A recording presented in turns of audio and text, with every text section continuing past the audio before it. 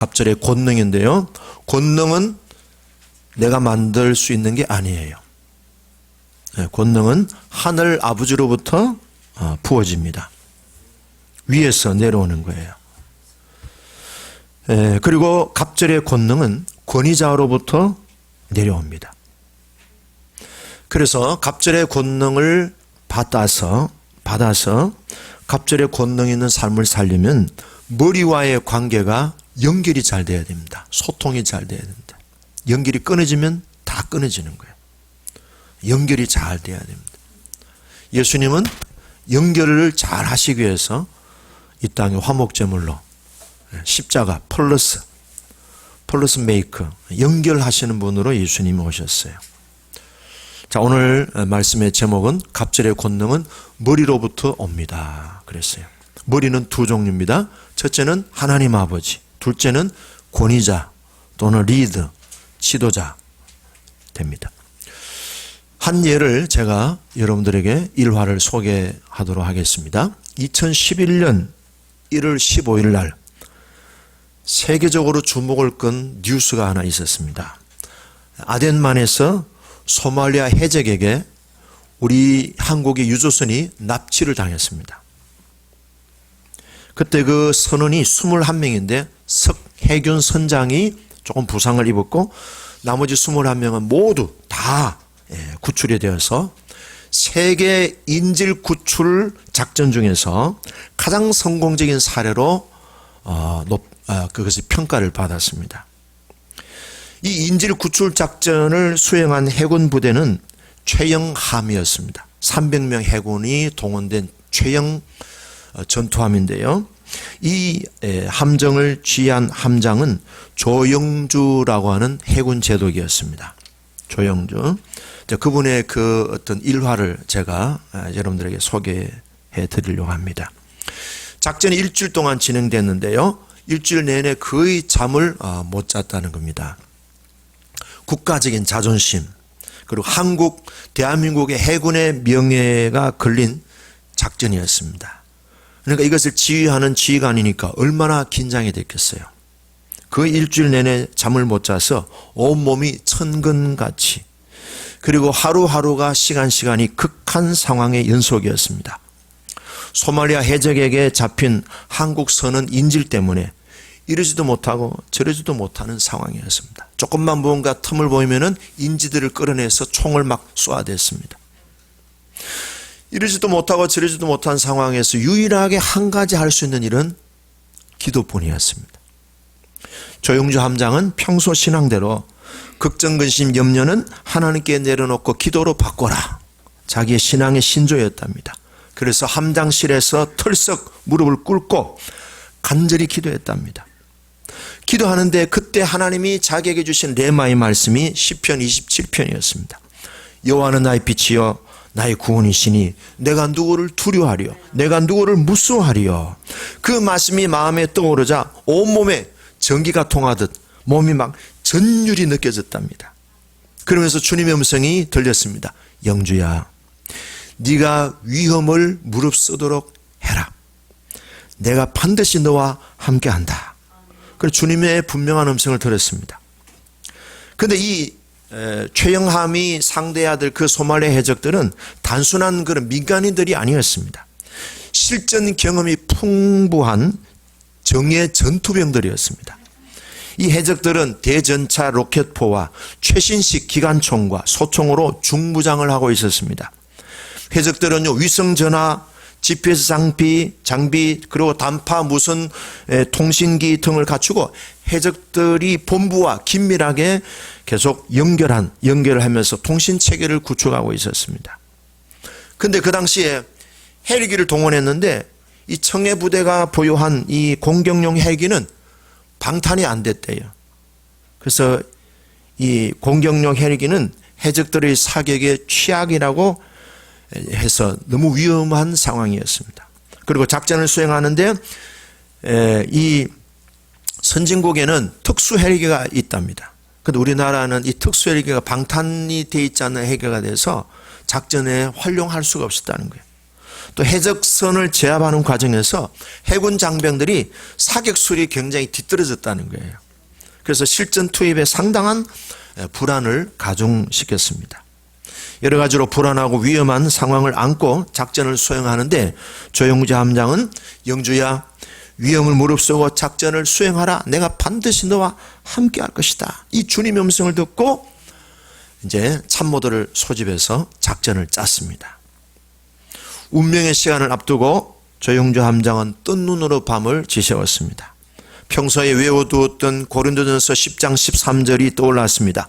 사람이 감당할 시험 밖에는 너희가 당한 것이 없나니 오직 하나님은 미쁘사 너희가 감당치 못할 시험 당함을 허락지 아니하시고 시험 당할 즈음에 또한 피할 길을 내사 너희로 능히 감당하게 하시느니라. 이 말씀이 계속 마음에 이제 되새김질을 치는데 몸과 마음이 이상할 정도로 그렇게 안정되고 평안해졌다는 거예요.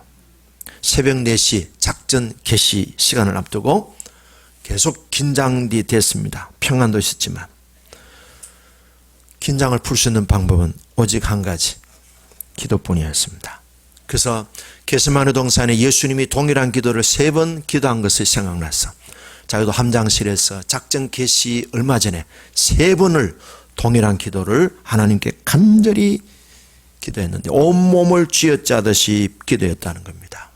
새벽 4시 작전 개시, 그리고 5시간 동안 작전을 진행을 했습니다. 성공했습니다. 조영주 함장은 그렇게 얘기했습니다. 작전의 시작도 기도, 작전의 끝도 기도로 끝났습니다. 작전이 성공되어 주얼리호에 서는 21명 저는 구출이 됐습니다. 작전이 끝나고 조영주 함장이 함장실에 다시 내려갔습니다. 문을 잠궜습니다. 엎드려 기도하는데 꺽꺽 소리 내면서 얼마나 울었는지 모른답니다. 총탄이 오고 가고 피를 마리는 생사의 갈림길에서 승리를 주신 분은 분명히 하나님이시라고 하는 깊은 감동으로 그렇게 눈물의 감사를 올려드렸다는 것입니다.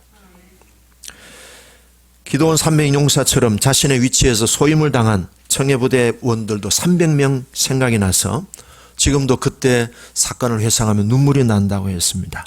이 조영주 제동은 준장으로 제대를 했는데 32년 6개월 동안 해군의 지휘관으로서 사명을 감당할 수 있었던 그 원동력은 하나님의 말씀이었답니다. 극도의 중압감 속에 특수작전을 전개할 수 있었던 리더십의 비결은 새벽기도 때 주신 레마의 말씀이었습니다. 그는 평생 자신의 인생의 좌우명으로 삼았던 말씀이 잠언 3장 6절이었습니다. 너는 범사의 그를 인정하라. 그리하면 그가 내 길을 지도하시리라. 자, 승리의 권능은 하나님으로부터 옵니다. 또한 승리의 권능은 리더십을 통해서 이루어집니다. 그 리더를 존중하고 순종할 때 일사불란하게 청해부대 300명의 그 해군 부대원들이 그 지휘관, 조영주 지휘관의 일사불란하게 움직였던 그 연합이 결국에는 작전 성공을 이루었던 것입니다. 갑절의 권능은 첫째, 하나님 아버지로부터 옵니다. 두 번째, 하나님이 세워진 영적 리더, 영적인 아버지들로부터 통해서 옵니다. 자, 우선은 갑절의 권능이 하나님으로부터 온다는 사실을 우리가 마음에 깊이 간직했으면 좋겠어요. 그래서 하나님 그분을 누구보다도 가까이 하는 2022년도가 되기를 축복합니다. 그래서 하나님을 가까이 하면 가까이 할수록 그분의 지혜가 나한테 기름 부음이 강력히 임하게 되고, 하나님을 가까이 하면 할수록 갈렙이 온전히 여호와를 쫓았던 것처럼 갈렙이 하나님에게 바짝 쫓으면 쫓았을수록 그에게 두려움이 없어지고 염려가 없어지고 근심이 없어졌다고 하듯이 하나님을 바짝 가까이 하셔서 그분에게 주어지는 권능과 지혜가 충만하게 우리에게도 임하기를 바랍니다. 엘리사가 엘리야와 마지막 작별 시간에 엘리야 선생님한테 자기 영적인 아버지였던 스승이었던 엘리야에게 뭘 구했습니까? 돈을 구했습니까? 아니면은 아파트를 구했습니까? 아니면은 군대를 구했습니까? 사람을 구했습니까? 지위를 구했습니까? 아니면 훌륭한 제자들을 붙여달라고 했겠습니까? 엘리사는 엘리야에게 딱 한 가지 구했습니다. 갑절의 권능을 부어주세요. 한번 따라합시다. 갑절의 권능을 부어주세요. 자, 갑절의 권능은 세 가지를 의미한다고 지난주 말씀을 드렸습니다. 첫째는 뭡니까? 영적인 장자의 기름 부으심. 두 번째는 영적 아비의 기름 부으심. 세 번째는 영적 지도자의 기름 부으심인데, 영적 지도자의 기름 부으심의 핵심이 뭡니까? 중보기도입니다. 그 중보기도, 한 시대를 국가와 백성들을 짊어지고 감당할 수 있었던 것입니다. 그 엘리야 한 사람 때문에 국가적인 국방력에 대해서 어떤 외부의 적군들의 침략이 없었습니다. 침략이 있었어도 능히 그것을 패배시킬 수 있었습니다. 국가적인 울타리 역할을 한 시대에 한 영적 리더가 감당했다는 겁니다. 그래서 오늘 성경에 보면은 엘리사가 엘리야 보고 내 아버지여 내 아버지여 이스라엘의 병거와 그 마병이여 그랬습니다. 근데 그렇게 엘리야를 존경하고 순종했던 엘리사 역시 나중에 이 사람도 죽을 때 요아스라는 왕이 엘리사 보고 뭐라 했는가 하면 똑같은 말로 했습니다. 내 아버지여 내 아버지여 이스라엘의 병거와 그 마병이여 라고 그렇게 엘리사를 불렀습니다. 오늘 엘리야가 겉옷을 벗어가지고 요단을 치니까 요단 문이 쫙 갈라졌습니다. 엘리사 역시 그 물을 그 겉옷을 가지고 치니까 동일하게 갈라졌습니다. 갑절의 권능, 엘리야가 행했던 기사와 표적이 7가지입니다. 그런데 엘리사는 몇 가지였을까요? 갑절의 권능이니까 딱 14가지입니다. 제가 찾아보니까 그대로 14가지가 나와요. 다 말씀은 못 드리고요. 자, 여러분, 우리가 하나님 앞에 구할 것은 물질도 아니고요, 건물도 아니고요, 지위도 아니고요, 어떤 세상적인 부귀영화나 성공 출세가 아니고요. 우리가 하나님 앞에 구해야 될 첫 번째 과제는요, 갑절의 권능을 구하시길 바랍니다. 항상 기도할 때에 먼저 하나님 앞에 갑절의 권능을 부르짖으시길 바랍니다. 무릎을 꿇고 갑절의 권능을 간청해 보세요. 두 손 들고 갑절의 권능을 뜨겁게 요청하시기를 바랍니다. 따라합시다. 하나님 아버지, 갑절의 권능을 더하여 주세요. 저와 여러분들이 만약에 여러분들은 저보다 더 갑절의 권능을 받으시기를 축복합니다. 우리의 자녀들은 아비의 권능을 갑절로 받으시기를 바랍니다. 예수님이 성천하실 때 제자들에게 당부한 게 뭡니까? 오직 성령이 너에게 임하시면 너희가 권능을 받고 예루살렘과 유다와 사마리아 땅 끝까지 이르러 내 증인이 되리라 그랬습니다.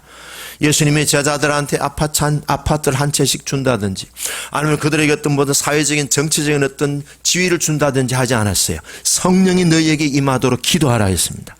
결국에는 12명이 성령의 권능을 받아서 313년 기독교가 로마의 국교가 되지 않았습니까? 성령의 권능은 세상의 권세보다 더 위에 있습니다.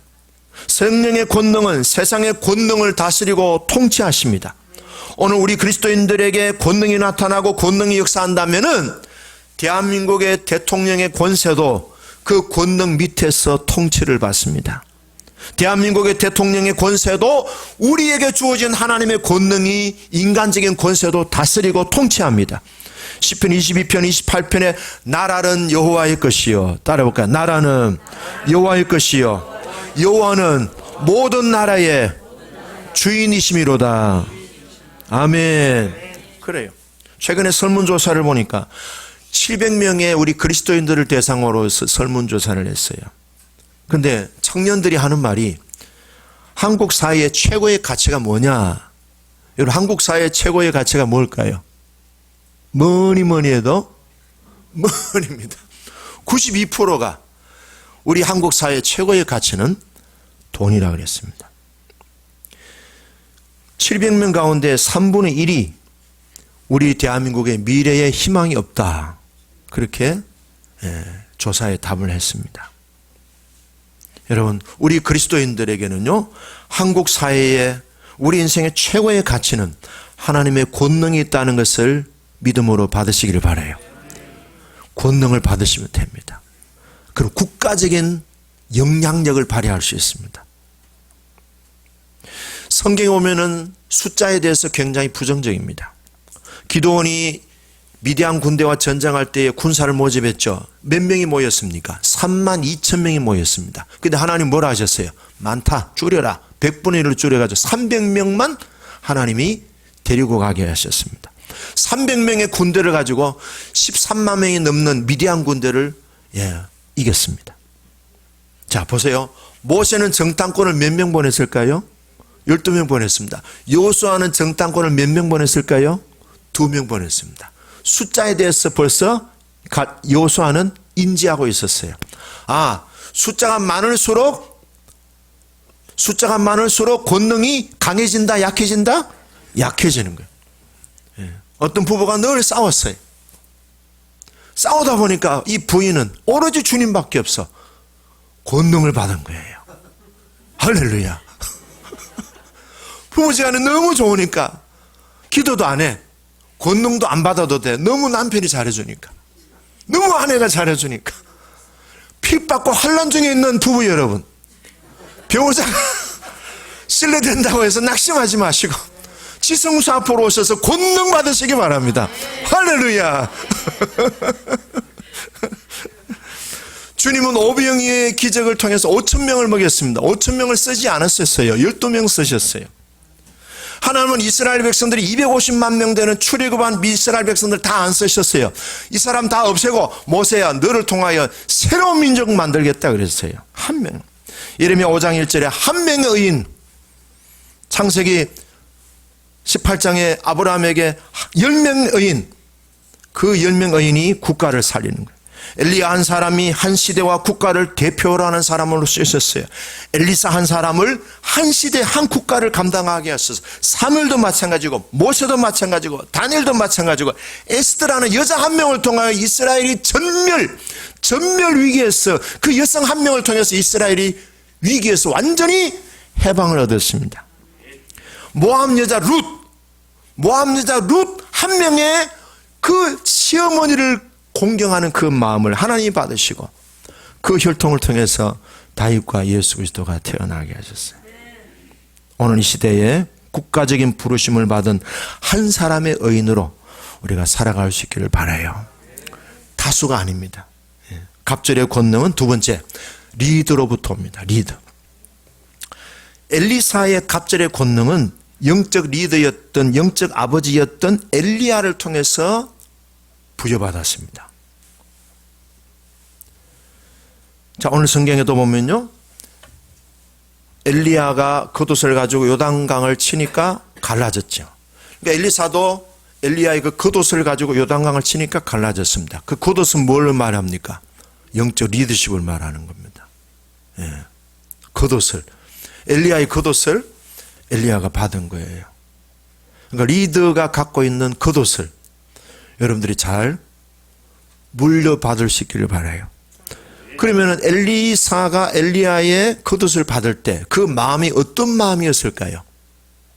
어떤 마음이었을까요? 스승에 대해서, 영적 아비에 대한 마음이 비판, 판단, 정죄, 비난했을까요? 아니에요. 존경했습니다. 그리고 순종했습니다. 이 존경과 순종이 갑절의 권능을 받는 통로가 됩니다. 비판, 판단, 미움, 정죄, 심판 아닙니다. 이거는 단절시키는 어둠입니다. 아내가 남편에 대해서, 자녀들이 부모에 대해서 약점이 있죠. 권위자들은 아버지를 생각하면 약점이 있죠. 어머니를 생각하면 약점이 있죠. 그렇지만 그것을 내가 칼을 들고 재단하려고 하면 안 돼요. 하나님께 맡겨야 돼. 한번 따라하시죠. 모든 권위자에 대한 문제점은 주님이 알아서 하세요. 나는 그냥 존중하고 순종해서 갑절의 권능을 받기 원합니다. 자, 예를 들어서 이런 스토리가 있어요. 노아가 홍수가 끝나고 무슨 농사를 지었어요? 포도 농사를 지었어요. 포도 농사를 짓고 나니까 얼마나 마음이 뿌듯하겠어요. 그래서 계속 포도주를 먹다가 한 잔이 한 병이 되고 한 병이 두 병 되다가 나중에 어떻게 해요? 취해가지고 날씨는 더워요, 추워요? 더워요. 그러니까 입고 있던 옷을 홀딱 다 벗었어.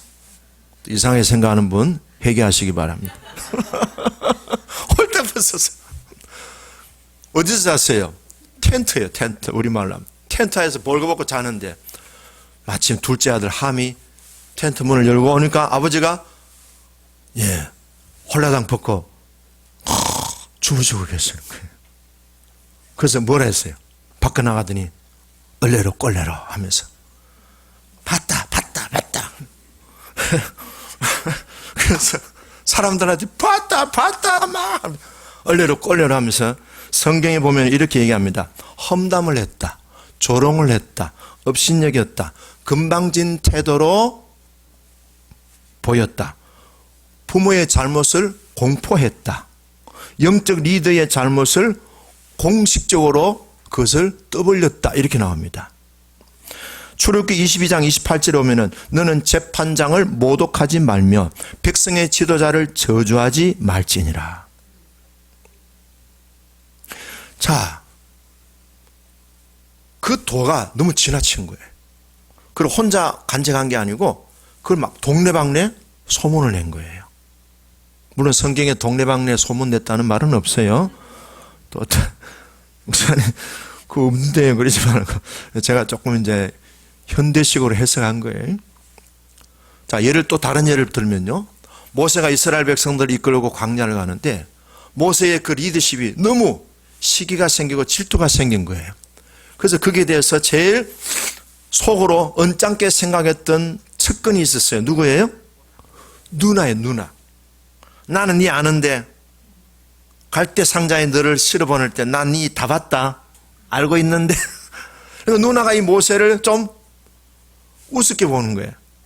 그래가지고 너만 하나님의 종이냐? 우리도 하나님의 종이다. 너만 하나님이 말씀하시냐? 하나님은 우리에게도 말씀하신다. 그러면서 모세한테 막 모세가 자기 동생이니까 조금 우습게 봤다. 그랬더니 민수기 12장에 너희가 어찌하여 내 종 모세를 비방하기를 두려워하지 아니하느냐? 그러면서 하나님의 진노가 미리암에게만 하는데 미리암 위에 있던 구름이 싹 없어지는 거예요. 구름이 없어지자마자 미리암한테 뭐가 왔어요? 문둥병이 왔어요. 잠깐 이 구름은 뭘 의미합니까? 하나님의 임재를 의미합니다. 권위자를 공격하고 치고 하니까 임재가 떠나니까 뭐가 임했다고요? 병이 오는 거예요. 굉장히 중요한 원리입니다.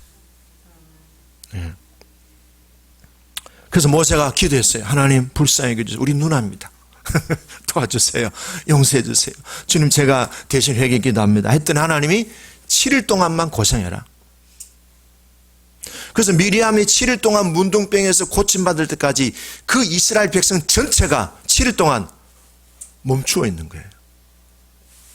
공동체 전체가 멈추어 있는 거예요. 그러니까 이 영적 공동체라고 하는 것이 권위자들에 대해서 계속 공격하게 되면은 어떻게 되겠습니까? 공동체 전체가 정체되는 거예요. 정체. 그리고 질병이 오고요. 악한 영들이 그냥 바로 통과할 수 있다는 거예요. 혹시 남편에 대해서, 아버지에 대해서, 영적 리더에 대해서 마음에 안 드는 부분이 있을 수 있어요. 근데 그걸 공공연하게 공론화하지 않기를 바라요. 어떤 교회는 막 목사님 막 맥타이를 박잡고 막 내려오라고 강대상에 끌어내는데요. 그거 굉장히 자기 영혼을 망가뜨리려고 작정한 사람이에요. 놔둬요. 그 사람한테 너무 마음 뺏기지 마시고 따라합시다. 나는 간다. 어디로 간대요? 나의 길을 간다. 그 영어로 하면 이렇습니다. My way. 자, 영어로 해봅시다. 시작. Your way, my way. 내 길을 가면 되는 거예요. 그래서 그 사람이 그 부분을 잘 통과하면은 하나님이 그 사람을 통하여 그 공동체와 국가와 역사를 짊어지게 하시는 거예요. 자꾸 지도자하고 싸우면 안 돼요. 하나님이 내 갈 길을 인도하시는 my way에 집중하셔요.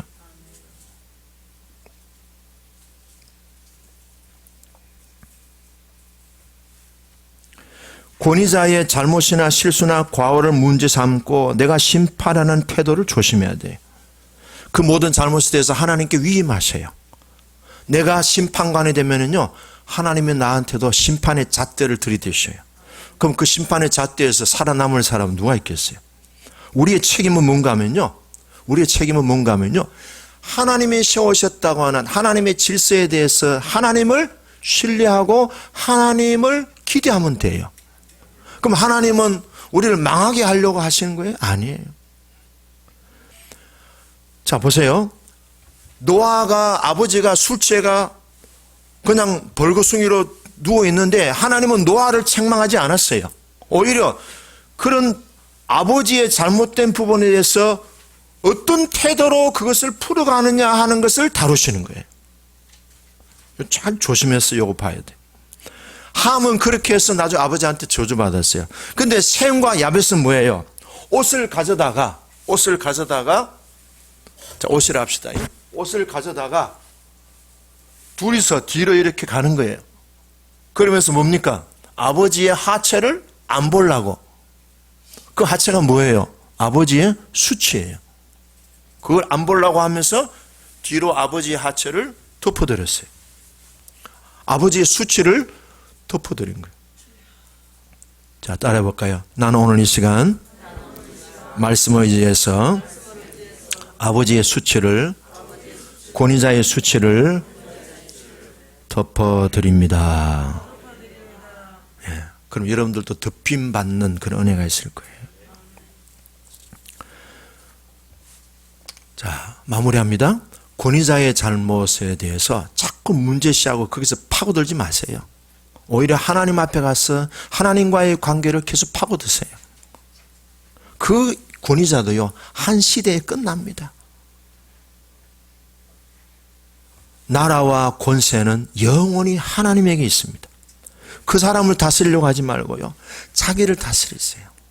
하나님이 나에게 기회를 주시면은 내가 그 기회를 마음껏 발휘해서 내가 한 역사와 한 시대를, 한 민족을 감당할 수 있는 영적 리더로 자기 자신을 세워나가면 되는 거예요. 그래서 권위자에 대한 잘못, 문제는 하나님께 위임하셔요.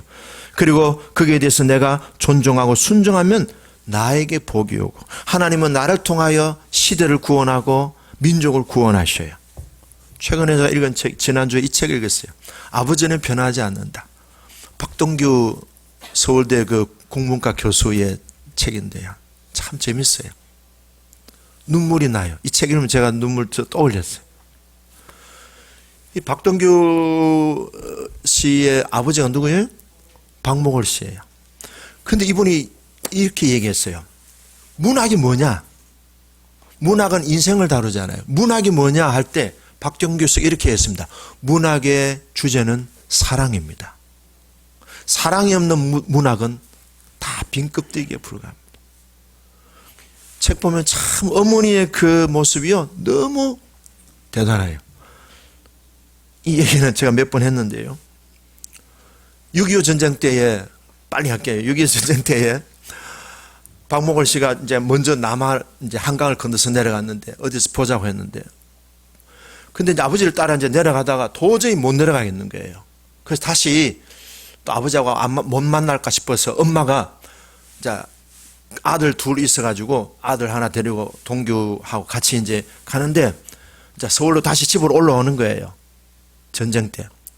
근데 그 집에 재산 1호가 재봉틀이었답니다. 그 재봉틀 가지고 엄마가 이제 옷 만들어가 팔기도 하고 했는데, 그 재산 1호를, 재봉틀을 팔아가지고 쌀을 이렇게 한 푸대를 이제 얻은 거예요.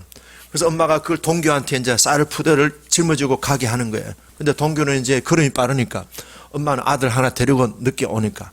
그래서 막 가는데 동규 옆에 어떤 총각이 오더니, 야, 너 무겁게 보인다. 내가 좀 들어줄까? 아우, 안 그래도 무거운데. 예, 해. 그래서 그 쌀자루를 이 총각이 이제 20대 후반 총각이 들고 가는데, 한참 가는데, 얘기하면서 가는데 양갈래길이 나오는 거예요. 양갈래길. 이 양갈래길이 어디로 갈지 모르는 거야. 그러다가 혹시 엄마를 잃을 것 같아. 그래서 이 사람이, 동규가, 아저씨 그 쌀자루 주세요. 쌀자루 주고 가세요. 우리 엄마 기다려야 돼. 하니까, 야, 빨리 따라와! 그러면서 막 총총 걸으면 막 뛰어가 보는 거야. 저 쌀 하다가 그냥 놓쳐버린 거야. 1시간 후에 엄마가 왔어요. 엄마가 와서 보니까, 야, 쌀 어떻게 했니? 그래가지고 동규라는 아들이 자초지종을 얘기했더니 엄마가 얼굴이 하얗게 질리더래. 그래가지고 엄마가 조금 있더니요, 아들을 끌어하지 않으면서 우리 아들이 참 영리하고 지혜롭지. 우리 아들이 참 영리하고 지혜롭지. 엄마를 잊지 않으려고. 그날 저녁에 엄마가 어디 가서 새끼 손가락만한 고구마 2개를 얻어가지고 아들한테 주는 거예요. 주면서 뭐라고 하는가 하면, 우리 아들 참 똑똑하지. 우리 아들 참 영리하지. 엄마가 아빠를 볼 때 아들을 잃지 않게 해주려고 엄마를 위해서 우리 아들이 이렇게 엄마의 마음을 생각해 줬구나. 우리 아들 참 고맙다. 그렇게 엄마가 우는데 이 아들도 같이 우는 거야. 근데 이 박동규 교수의 어머니의 자녀 양육 방법은 항상 우는 거야. 그냥 끌어안고 늘 울어. 그때 그 쌀자루를 잃어버리고 엄마를 만났는데 자기가 얼마나 힘들겠어요. 근데 엄마가 아들을 끌어안고 우리 아들 똑똑하고 영리하지. 우리 아들 이렇게 참 영리해. 엄마가 아빠 볼 면목을 세우려고 우리 아들을 안 읽게 해주었어. 그걸 들으니까 이 아들이 얼마나 엄마의 사랑이 느껴지겠어요. 그때 이분이 결단을 했대요. 내가 이 엄마의 이 사랑을 보답해야지. 그래서 열심히 공부해서 서울고등학교 서울대 들어갔다는 거예요.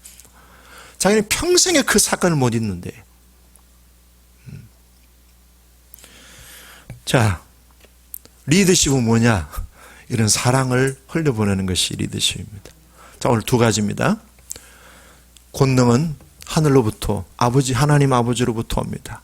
권능을 늘 사모하시고 기도하시기 바랍니다. 2번째 권능은요, 리더로부터, 권위자들로부터 옵니다.